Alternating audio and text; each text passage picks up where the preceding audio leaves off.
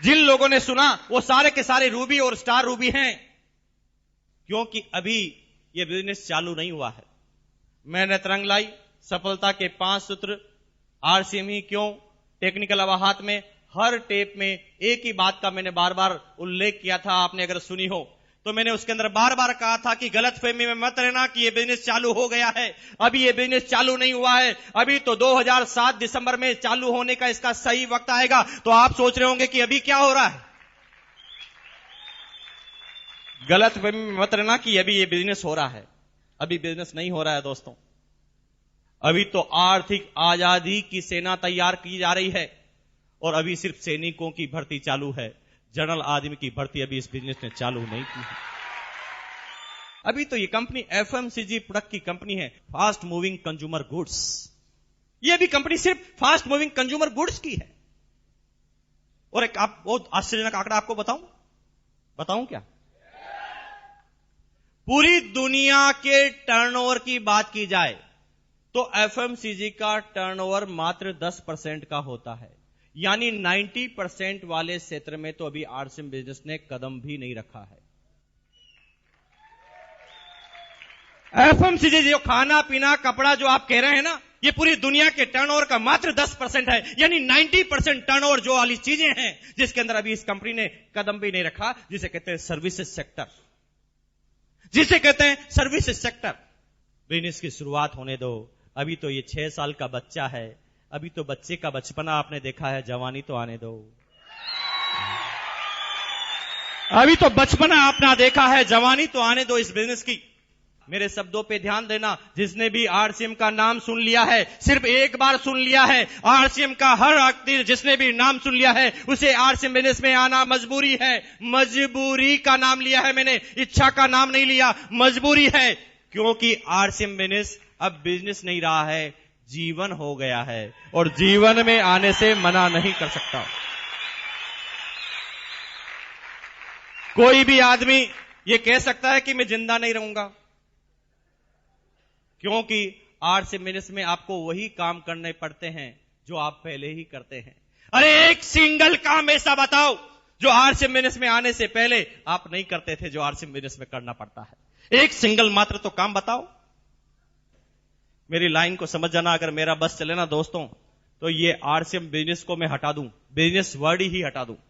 ये तो बिजनेस इसलिए लिखा गया है क्योंकि भारत में आदमी पैसों के अलावा समझता नहीं, पैसों की भाषा ही समझता है। इसलिए इस देश को आर्थिक आजादी दिलाने के लिए भी बिजनेस शब्द का ही उल्लेख किया गया है। अगर मेरा बस चले तो यहां पर आरसीएम बिजनेस नहीं, मैं आरसीएम जीवन कर दूं। ये आरसीएम जिंदगी है, ये आरसीएम बिजनेस जीवन है। मेरे एक शब्द को फिर समझ जाना, मैं 3 बार रिपीट कर चुका हूं। शायद ये हिंट आप ले जा रहे हैं कि नहीं ले जा रहे हैं मुझे पता नहीं। हर उस आदमी को आरसीएम बिजनेस में आना पड़ेगा, ये उसकी मजबूरी है जिसने भी आरसीएम का नाम सुन लिया है। कुछ लोग जो थोड़ा सा भी दिमाग रखते हैं इस बिजनेस के प्लान को देखते ही समझ जाते हैं। कुछ लोग लोगों को चलते हुए देखकर समझ जाते हैं। कुछ लोग पड़ोसी के घर में जब कार आती है तो समझ जाते हैं। कुछ लोग पड़ोसी को जब 3 साल करते हुए देखते हैं तो समझ जाते हैं। कुछ लोग समझ जाते हैं, कुछ लोग समझा दिए जाते हैं। कुछ लोग मर्जी से समझ जाते हैं, कुछ लोग मजबूरी से समझ जाते हैं। हर आदमी को जिसने भी इस बिजनेस का नाम सुन लिया है उसे आना पड़ता है, क्योंकि आरसीएम बिजनेस नहीं जीवन है। जीवन में आने से कोई मना नहीं कर सकता। लेकिन क्यों होता है समय 1 साल, 2 साल, 3 साल, 4 साल बाद क्यों एक आदमी को यह बात समझ में आती है? Now seminar is start. अब चालू हो रही है सेमिनार की बात। निकाल लीजिए अगर आपके पास पेन है, निकाल लीजिए आपके पास अगर डायरी है। समझ जाना, अगर ये 3 बातें समझ में आ गई, पूरी सेमिनार, पूरा बिजनेस और पूरी जिंदगी समझ में आ जाएगी। पूरी लाइफ, ना सिर्फ इस बिजनेस की बात कर रहे हैं, जिंदगी के हर क्षेत्र में। चाहे आप नेता हैं तो नेता में नंबर 1, बिजनेस करते हैं तो बिजनेस में नंबर 1, सर्विस करते हैं तो सर्विस में नंबर 1, आरसीएम करेंगे तो आरसीएम बिजनेस में नंबर 1, आप गृहिणी हैं तो गृहिणी में नंबर 1, और अगर आप अच्छे पति हैं तो पति में नंबर 1, पत्नी है तो पत्नी में नंबर 1, जिसमें भी जाएंगे उसमें नंबर 1। क्योंकि मैं बताने जा रहा हूं सफलता के 3 दुश्मन। नंबर 1, पहला ईगो, घमंड, ईगो, घमंड। नंबर 2, शर्म, शेम। नंबर 3, शंका, डाउट। ईगो, शर्म, शंका। ईगो, मुझे पता है इस हॉल में आज बहुत सारे ऐसे आदमी हैं जो पहली बार आए होंगे, और इस हॉल में इतनी तालियां बजने के बाद भी वो ताली नहीं बजा रहे हैं। पता है क्यों? सफलता का पहला दुश्मन उनकी जिंदगी में आ गया है, जो 95% आदमियों की जिंदगी में आ जाता है, एकदम सही समय पर एंट्री लेता है, जिसे कहते हैं ईगो। पता वो क्यों नहीं बजा रहा? जानते हैं कि उसे अच्छा लग रहा है, उसे मजा आ रहा है, फिर भी वो ताली इसलिए नहीं बजा रहा है क्योंकि उसे जबरदस्ती पहली बार किडनैप करके लाया गया है। वो आना नहीं चाहता था, वो आने से पहले ही घर पर बार बार बोल रहा था, मुझे मत ले जा, मैं समझूंगा ही नहीं, मुझे समझना ही नहीं, मुझे करना ही नहीं, मुझे मत ले जा भैया, मैं नहीं समझूंगा। अब क्योंकि उसे समझ में भी आ रहा है, फिर भी वो ताली नहीं बजा रहा है, क्योंकि पड़ोसी नहीं देख ले कहीं मैं समझ गया, है ना। अब उसके अंदर ईगो आ गया कि कहीं अब मैं समझ जाऊंगा तो लोग क्या कहेंगे, समझ गया। क्योंकि घर पे तो कह रहा था नहीं समझूंगा, और अभी समझ जाऊंगा तो मेरी इंसल्ट हो जाएगी, और इसे कहते हैं ईगो। ये होते हैं अदृश्य, और जब ईगो आदमी के जीवन में आता है तो आपके सामने से अपॉर्चुनिटी निकलती है, वो डांस करते हुए निकलती है, और आप देखते ही रह जाते हैं, कुछ भी नहीं कर पाते। ईगो एक ऐसी चीज है जिससे नजर तो नहीं आती, लेकिन जीवन में उसका एक बहुत बड़ा असर आ जाता है। बहुत सारे आदमी को जब ये बिजनेस प्लान आप बताने की शुरुआत करते हैं, बहुत सारे आदमी शुरुआत से पहले ही आपको रोक देते हैं। आई नो वेरी वेल, मैं जानता हूं। जो ही आप बैग निकालते हो, कहते नहीं कहना, नहीं आता, ऐसा बहुत सारे आते जाते, सुनेंगे नहीं आपकी बात। एक दिन एक आदमी मुझे भी मिल गया। जब ईगो आता है तो आदमी दूसरे वाले आदमी को नीचा गिराने की कोशिश करता है। जब ईगो आता है तो वो जिंदगी में सारे जो भावनाएं, उसके प्लस पॉइंट, उसके माइनस पॉइंट, सबको डब्बे में डाल देता है और सामने वाले आदमी को गिराने की कोशिश करता है कि कैसे भी ये आदमी मेरे से आज जीतना नहीं चाहिए। एक आदमी को जब मैंने प्लान बताना चालू किया तो उसने 15 मिनट तक तो मेरी बात ही सुनना चालू नहीं किया। उसने बक बक बक बक बक बक, मैं एक शब्द बोलूं वो 10 बोले। मैंने कहा भैया तू खाली हो जा पहले। जब वो खाली हुआ तो मैंने कहा मेरी बात भी 2 मिनट सुन ले, तेरी 10 मिनट सुनी। तो मैंने जब ऐसा कहा तो उसने कहा ठीक है सुनाओ। जब मैंने सुनाना चालू किया और मैंने बार बार उनसे क्वेश्चन पूछे तो उस हर क्वेश्चन का आंसर यस यस यस वो करता गया, और कुछ समय बाद उसे ये बिजनेस प्लान समझ में आ गया। मैं जानता हूं कि उसे ये बिजनेस प्लान समझ में आ गया, लेकिन आ गया ईगो, क्योंकि पहले उसने मना कर दिया। अब क्योंकि पहले उसने मना कर दिया तो अब उसके समझना ईगो सामने आया।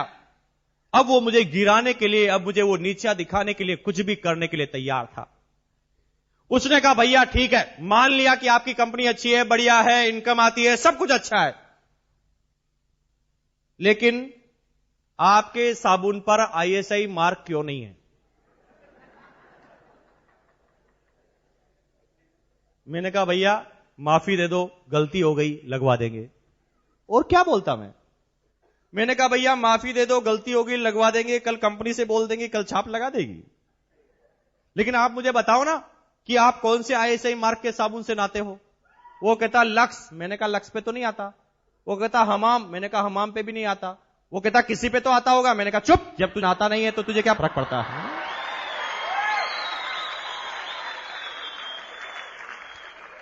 जब ईगो आता है तो आदमी कुछ भी पूछता है, हर कुछ वो प्रेस्टीज इश्यू बना लेता है, और वो नीचे गिराने के लिए आदमी को कुछ भी करने के लिए तैयार हो जाता है। एक आदमी ने मुझे कहा भाई साहब आपकी कंपनी क्या रजिस्टर्ड कंपनी है? मैंने कहा भैया किसमें करवाएं? भाई किसमें रजिस्टर्ड करवाएं, तू ही बता दे। वो कहता किसी में तो होती होगी। मैंने कहा चुप, जब तुझे पता नहीं किसमें होनी चाहिए, जब तुझे पूछने का अधिकार क्या है? यूं ही ईगो आता है कि मैं ज्यादा पढ़ा लिखा हूं, ये मुझे समझाएगा। क्या ये मुझे समझा सकता है? मैं इंजीनियर हूं, मैं डॉक्टर हूं, मैं चार्टेड हूं, ये छठी क्लास आदमी क्या मुझे समझा सकता है? Perfection is paralysis. अगर आप सोचते हैं कि मैं सीख चुका हूं, जान चुका हूं, मैं परफेक्ट हो चुका हूं, तो समझ लो आपको लकवा लग चुका है। अब आप आगे नहीं जा पाएंगे, क्योंकि आप समझने की शुरुआत में ही रुक गए हैं। क्यों होता है इस हिंदुस्तान में? एक आईआईटी पास इंजीनियर जब वो हिंदुस्तान में दुनिया के सबसे टफेस्ट कंपटीशन को देता है और आईआईटी इंजीनियर बनता है, नाम सुना है आपने? एक आईआईटी इंजीनियर में औसतन धीरूभाई अंबानी से भी 10 गुना ज्यादा दिमाग होता है, लेकिन वो सारे के सारे आईआईटी इंजीनियर धीरूभाई अंबानी के यहीं पर सर्विस करते हैं। क्योंकि एक विषय में ज्यादा जानकारी के बाद उनके अंदर पहला सफलता का चंपालाल आ जाता है, जिसे कहते हैं ईगो। वो बार बार ये कहता है कि अच्छा ये मुझे समझाएगा। वो लोगों की बात ही नहीं सुनता, और धीरूभाई अंबानी फिर भी 10वीं पास होते हुए 65,000 करोड़ पर क्यों पहुंच जाता है? क्योंकि वो रोज कहता है मुझे कुछ नहीं आता, मुझे बताओ ना, मुझे कुछ नहीं आता, मुझे कुछ नहीं आता, मुझे बताओ, मुझे कुछ नहीं आता, मुझे बताओ, मुझे कुछ नहीं आता, मुझे बताओ, मुझे कुछ नहीं आता, मुझे बताओ, मुझे कुछ नहीं आता, मुझे सिखाओ, कुछ नहीं आता, मुझे बताओ, मुझे कुछ नहीं आता, मुझे बताओ, मुझे कुछ नहीं आता, मुझे बताओ, मुझे कुछ नहीं आता, मुझे बताओ, मुझे कुछ नहीं आता, मुझे बताओ, मुझे कुछ नहीं आता, मुझे बताओ, मुझे कुछ नहीं आता, मुझे बताओ, मुझे कुछ नहीं आता, मुझे बताओ। सीखता जाता है, सीखता जाता है, सीखता जाता है, सीखता जाता है, सीखता जाता है, सीखता जाता है, सीखता जाता है, सीखता जाता है, सीखता जाता है, सीखता जाता है, सीखता जाता है, सीखता जाता है, सीखता जाता है। Number 1 in the India 65,000 crore का साम्राज्य खड़ा कर देता है, क्योंकि वो कहता है कि मुझे कुछ नहीं आता। लेकिन आप, अच्छा ये मुझे समझाएगा, मुझे तो पहले ही पता है, मैं तो पहले ही जानता हूं, MBA मुझे बहुत आता है मुझे पहले ही पता है, मुझे पहले ही जानकारी है, और इसलिए हमारी जानकारी एक दायरे में सिमट जाती है और हम जिंदगी में आगे नहीं बढ़ पाते, एक जगह जाकर टिक जाते हैं। और तभी वो 10वीं पास धीरूभाई अंबानी अपने दिमाग को थोड़ा सा चलाता है, क्योंकि वो समझ जाता है कि ये जो आदमी इंटेलिजेंट है, अगर ये मेरे साथ काम करेगा तो एक झटके में मेरे से 10 गुना आगे निकल जाएगा, क्योंकि मेरे से ज्यादा 10 गुना दिमाग इसके पास है। और इस कमजोरी को जब समझता है, ईगो को, तो जो ही वो कुछ करने की सोचता है उसे 4 लाख रुपए का इंक्रीमेंट देता है। वो आदमी डर जाता है, दूसरी जगह चालू करूंगा तो 0 से काम करना पड़ेगा, और यहां पर तो सीधे 25 लाख मिलते हैं। और जिंदगी भर वो धीरूभाई अंबानी के यहां पर ही सर्विस करता जाता है, उसी कंपनी में डायरेक्टर और प्रेसिडेंट बनता जाता है, लेकिन वो धीरूभाई अंबानी कभी नहीं बन पाता, क्योंकि वो बार बार कहता है कि मुझे समझाएगा, वो समझने की कोशिश ही नहीं करता। अगर आप समझना चाहें ना दोस्तों, मेरे शब्दों को समझना, अगर आप समझना चाहें तो नाली में पड़ा हुआ शराबी, 4 साल का बच्चा और दुनिया का सबसे बड़ा पागल भी आपको समझा सकता है। और अगर आप समझना नहीं चाहें तो ऑक्सफोर्ड यूनिवर्सिटी का प्रोफेसर भी आकर आपको कुछ नहीं समझा सकता। आज मुझे वो समय याद है, आज के 4 साल पहले की बात है, मेरी उस समय 3 साल की गुड़िया ने मुझे टूथब्रश करना सिखाया। कितनी अजीब गरीब बात है। तो क्या मुझे 32 साल से टूथब्रश करना नहीं आता था? मैं गर्व से बोलता हूं कि मुझे नहीं आता था। एक दिन संडे की बात थी, महीने का अंतिम संडे, मेरी कोई सेमिनार नहीं थी, मैं घर के बाहर निकलकर गार्डन में ब्रश कर रहा था और मेरी गुड़िया पूंछ की तरह मेरे पीछे पीछे पकड़कर घूम रही थी, मुझे पता भी नहीं। अचानक 3-4 मिनट बाद मेरी जब निगाहें गई तो मैंने पूछा क्या है? तूने कहा डैडी छी, इतने बड़े हो गए अभी तक ब्रश करना नहीं आता। शुक्र है भगवान का, अल्लाह का, परवरदिगार का कि मैं उस समय आरसीएम बिजनेस में था, मेरे अंदर ईगो गायब हो चुका था। तो मैंने पूछा कि नहीं, क्या गलती है? अगर मैं आरसीएम नहीं करता तो उस बच्चे के एक चपाटा मारता और कहता अच्छा तू समझाएगी मुझे।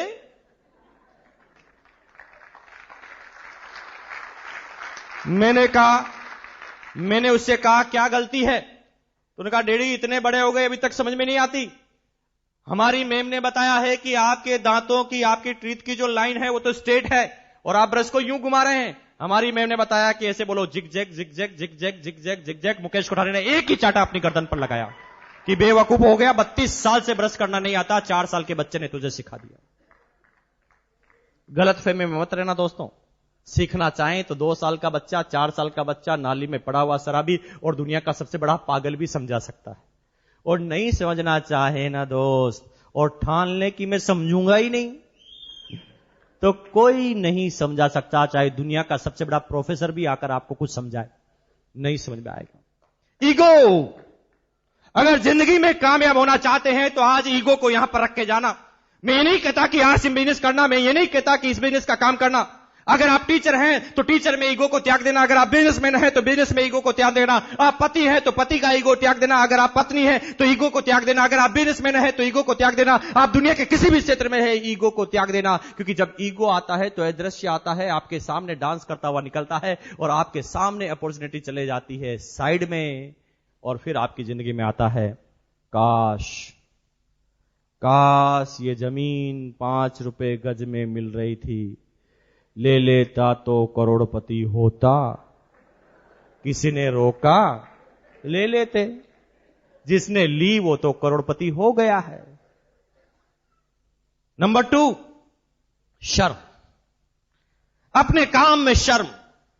और कहते हैं ना दोस्त, जब किसी इंसान को अपने ही काम में शर्म आना चालू हो जाती है ना, तो समझ लो ये दुनिया का सबसे बड़ा दूसरा नंबर का दुश्मन है।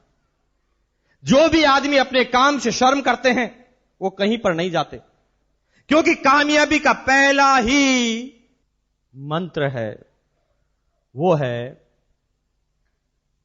जब तक दुनिया ये नहीं कह दे कि बंदा ये बिंदास है, तब तक आप कामयाब नहीं होंगे, चाहे आप किसी भी क्षेत्र में हैं।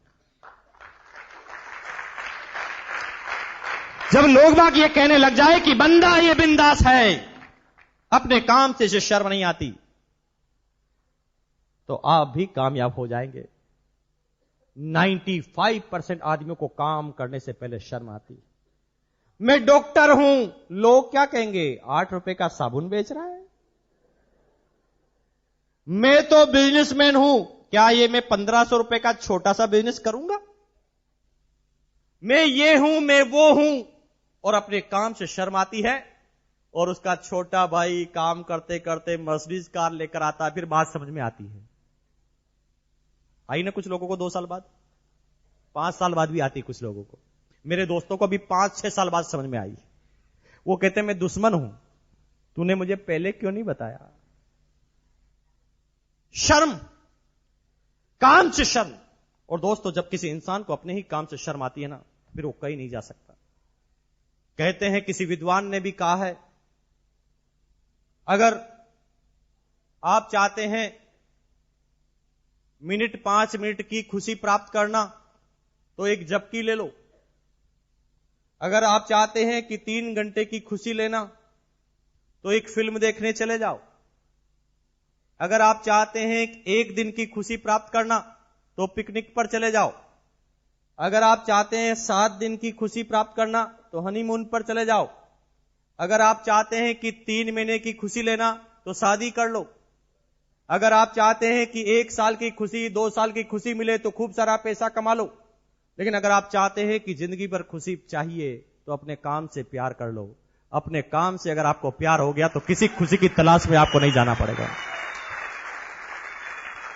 अगर आप अपने काम से प्यार कर लेते हैं तो कभी आपको किसी खुशी की तलाश में नहीं जाना पड़ेगा। दोस्त,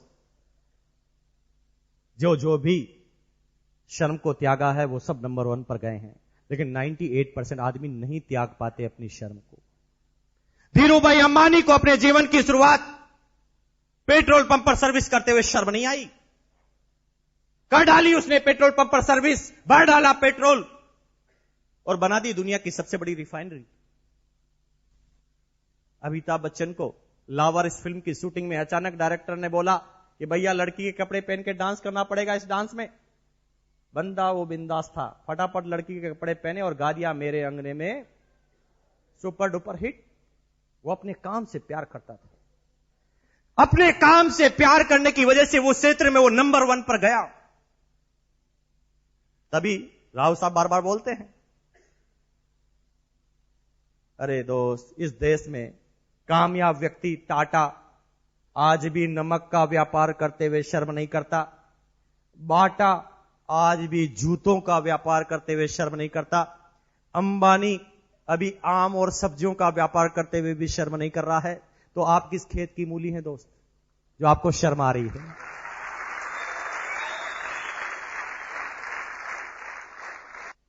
तीसरा है शंका, डाउट। हर काम की शुरुआत में सिर्फ और सिर्फ डाउट कर लेना, शंका कर लेना। अरे दोस्त, क्यों नहीं समझ में आता है ये बिजनेस?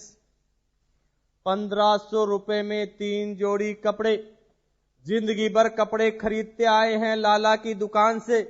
कभी लाला के ऊपर शंका की है आपने? नहीं की है लाला के ऊपर शंका। जिंदगी भर लाला के कपड़े पहन पर कर लाला के बच्चों को विदेश में भिजवा दिया। लाला के घर पर मर्सिडीज कार आ गई, लाला ने बड़ा बंगला ले लिया, लाला की पत्नी पूरा ज्वेलरी बॉक्स का सारा ज्वेलरी पहन लेती है। क्यों हुआ इन सालों में? क्योंकि कभी हमने लाला पे शंका नहीं की। लेकिन इस बिजनेस में 1500 रुपए कपड़े मिलने के बाद करोड़पति बनने का लाइसेंस मिलता है, और उसके ऊपर 2 लाख का एक्सीडेंटल इंश्योरेंस मिलता है, और सारे प्रोडक्ट की डीलरशिप मिलती है। फिर भी ये बात समझ में नहीं आती, क्योंकि बात इजी होती है तो शंका हो जाती है।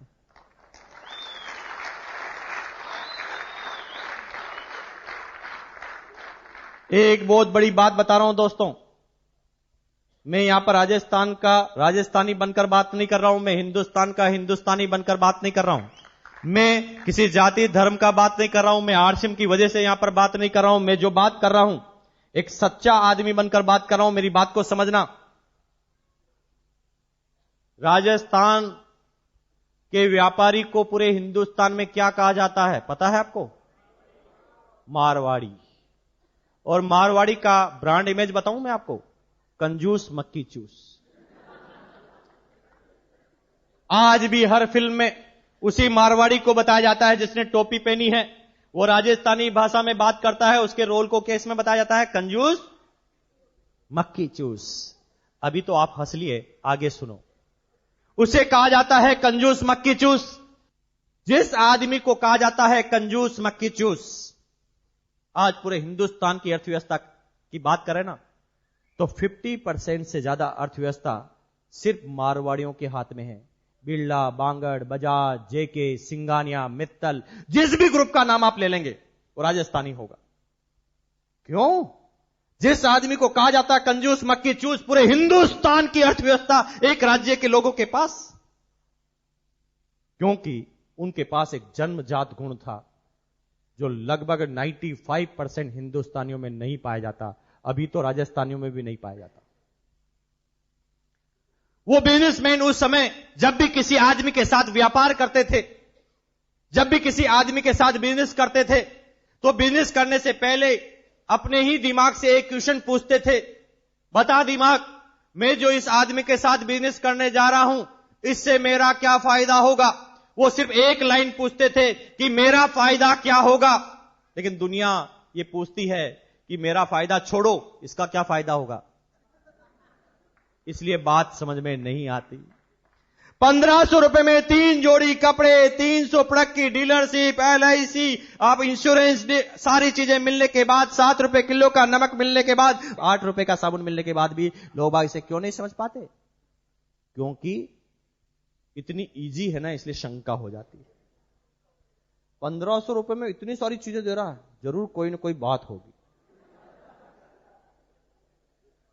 इसलिए बात समझ में नहीं आती। और इसीलिए वो हर चीज में नेगेटिव चीज ढूंढना चालू करता है। हिंदुस्तान में हर पॉजिटिव काम पर शंका होती ही है, फाइनल है, क्योंकि इसकी शुरुआत कहीं ना कहीं हमारे कल्चर से हुई है। मैं ये नहीं कहता कि हमारे पूर्वज गलत थे, हो सकता है उनकी जानकारी थोड़ी सी गलत हो। तभी तो हिंदुस्तान में जब एक बच्चा पैदा होता है ना, पैदा होते ही उसे सिखाया जाता है, बेटा बोलो नाना नानी, नाना नाना, नानी नानी नानी नानी, नाना नाना नाना नाना नाना नाना, नानी नानी नानी नानी नानी। और नाना इतना करवाया जाता है उससे कि बड़ा होकर वो हर चीज में पहले बोल देता है ना। आपके घर पर कोई मेहमान आता है, आप पूछते हैं चाय पियोगे? ना, अभी पी के आया हूं। अच्छा, कोई ऐसा मेहमान आया आपके घर पे, जो ही आपने कहा पियोगे चाय? हाँ हाँ लाओ अभी पीता हूं। कोई आया क्या ऐसा? क्योंकि उसे बचपन से ही सिखाया गया है, बेटा सबसे पहले क्या बोलो? कोई की काम की शुरुआत के बीच में पहले क्या बोलो? ना। चाय पियोगे? ना। पी लो ना, ठीक है। खाना खाओगे? ना, अभी खा के आया हूं, शकल से लग रहा 3 दिन से भूखा है। फिर भी यही बोलेगा, अभी खा के आया हूं। फिर ज्यादा बोलो, खा लो ना, ठीक है। खाना चालू करेगा और खाएगा तो आपसे 3 गुना खा जाएगा, लेकिन पहले क्या बोलेगा? क्योंकि उसे कहा गया बेटा हर काम के बीच में बोलो ना।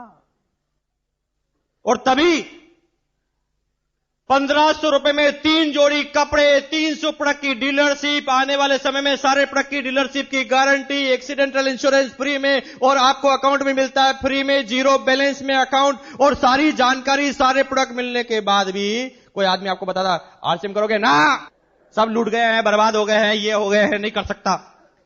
ज्यादा बोलोगे तो कर लेगा, क्योंकि हर ना अंतिम ना नहीं होती। अरे छोटे से बच्चे से पूछ लो, इतना छोटा सा बच्चा भी समझ जाता, हम इतने बड़े हैं फिर भी नहीं समझते। बेटा बताओ, एक है हां, एक है ना, क्या है? हाँ और ना। और ना। और ना अगर मर गया तो क्या बचेगा? हाँ। यही तो बताने आया हूं भैया। थैंक यू, बैठो। देखिए, इतना छोटा सा बच्चे ने बता दिया कि ना के बाद क्या बचा, लेकिन आप एक बार सुनते हैं परेशान होता, कोई बनता ही नहीं। अरे बेचारा बचपन से उसे सिखाया गया, पहली बार में क्या बोलो?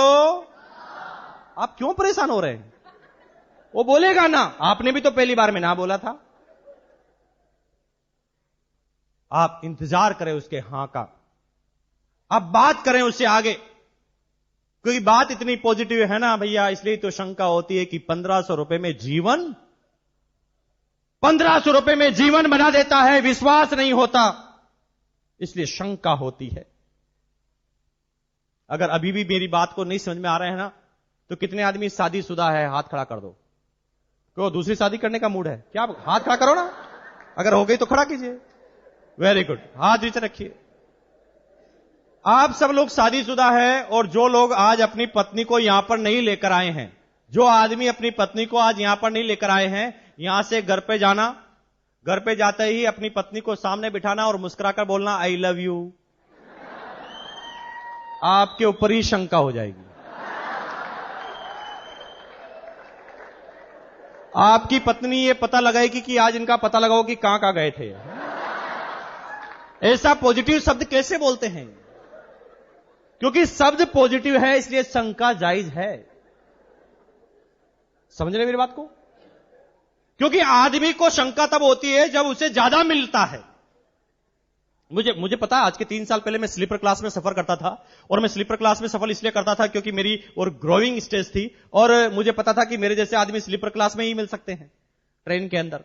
तो मैं 3 साल पहले की बात है, स्लीपर क्लास में विंडो के नजदीक बैठा हुआ था, एक भिखारी किसी स्टेशन पर आया। देखिए, हिंदुस्तान का भिखारी ऊपर नहीं चढ़ता, नीचे की तरफ गिरता जाता है। मुझे क्या बोलता है पता है? आते ही, सर प्लीज, सर प्लीज 1 रुपया देंगे? मैं उसकी तरफ देख के मुस्कुराया। उसने कहा 8 आने तो दे दे। अब वो औकात में भी गिरता जा रहा है, पैसे में भी गिरता जा रहा है। जब मैं उसकी तरफ देख के और मुस्कुराया तो उसने कहा 54 की भी औकात नहीं क्या तेरी? मैंने कहा यार अजीब मामला है, गिरता ही जा रहा है, गिरता ही जा रहा, कोई हद ही नहीं। मैंने अचानक जेब में हाथ डाला, 500 का नोट निकाला, मैंने कहा ले, वो भाग गया। उसने कहा इसका क्या फायदा है? अरे तेरे को 500 से मतलब है कि मेरे फायदे से मतलब है? और 90% आदमियों को यह बात इसलिए नहीं समझ में आती कि इसका क्या फायदा है, और इसलिए बिजनेस समझ में नहीं आता। और यह सफलता के जब 3 दुश्मन किसी की जिंदगी में आते हैं,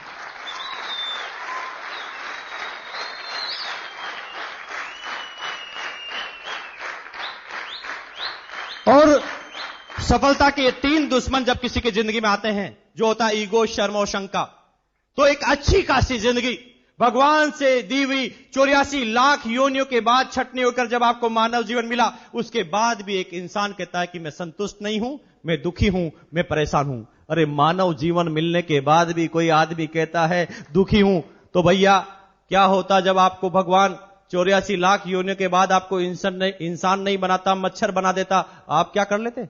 आपके हाथ में क्या था? कोई भी आदमी पकड़कर मसल कर फेंक सकता था। उसने इंसान के रूप में आपको पैदा किया। अरे वो भगवान चाहता था ना तो आपके 4 टांगे भी लगा सकता था, लेकिन उसने 2 ही टांगे लगाई, ऊपर दिमाग लगाया। और इतनी सारी बात मिलने के बाद भी आप कहते हैं मैं बदनसीब हूं। बदनसीब नहीं है दोस्त। अगर ये सारी बातें भी अगर आपको समझ में नहीं आती तो यहां पर आपकी किस्मत का लेना देना नहीं है, आपका दिमाग खराब है बस।